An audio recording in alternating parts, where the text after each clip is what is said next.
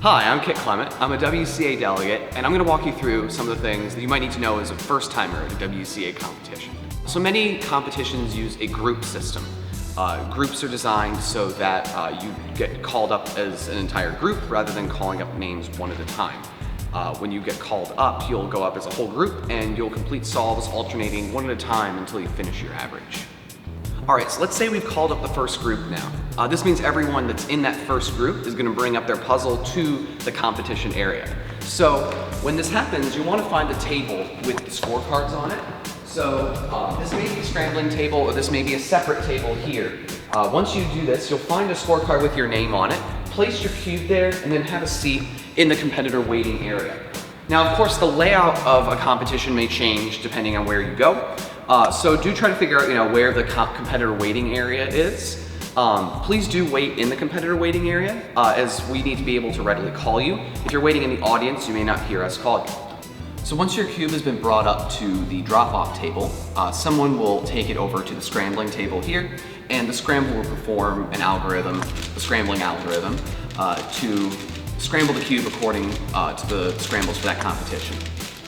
So once the cube is scrambled, they'll place it in a cube cover with a scorecard, and a runner will take it to the station. So I'll just act as the runner here.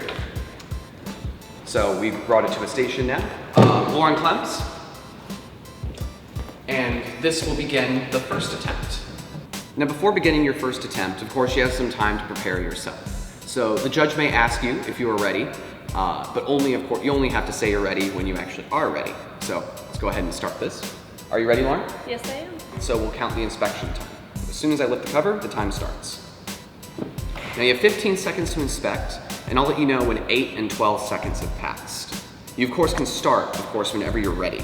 8 seconds. 12 seconds.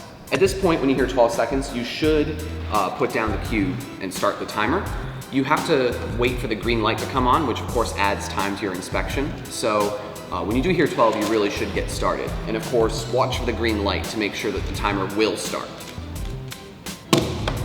Okay, and that concludes the attempt. What happens now is on the scorecard, we'll write down the time. And of course though, humans make errors, so your job, of course, is to sign for that time and make sure it's accurate. Whatever's written on here that you sign for is the official time, so do make sure to double check. The point of signing is to make sure that the time is accurate. So we're going to talk about some of the penalties you may receive at the beginning and at the end of your solve. At the beginning of the solve, one of the things you need to make sure is that your hands are face down. So you can't have any kind of karate chop sort of starts. You need to make sure that they are facing downward. You can't be touching the cube as you start the timer, and the cube can't be on top of the timer. It needs to be on the mat in front. Finally, you need to make sure you're starting with fingertips. So not using the palms of your hand, but just the fingertips. Of course, you can also get a penalty for inspection time. Any inspection that takes 15 to 17 seconds is a +2 penalty, like all the penalties that I just described. And going over 17 seconds of inspection is a DNF. Now for the end of the solve, you need to make sure that you fully release the cube and that you're not touching it in any way when you stop the timer. Finally, you need to make sure that your hands are face down as you stop. So again, no kind of karate chop things. The fingertips don't matter on the stop this time, so stopping with your palms is okay, but you do kind of run the risk of not fully releasing the cube when you do that. Of course, there are misalignment penalties. These are the penalties that you may know a little bit more. Any outer block turn that's more than 45 degrees is a 2-second penalty. Another outer block turn would be a DNF.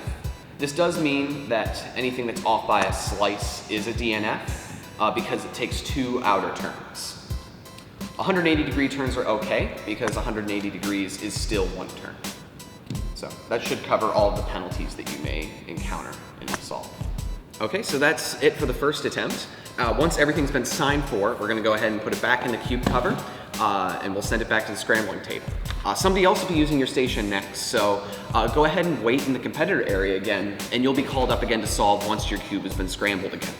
So you'll do this process up to 5 times, and at your very last solve, you'll just simply take your cube back with you and wait until your next event. So this wraps up our WCA Competitor tutorial. I hope you have fun at your first competition. And if you ever have any questions, feel free to ask your WCA delegate or organizer at that competition. Thanks for watching.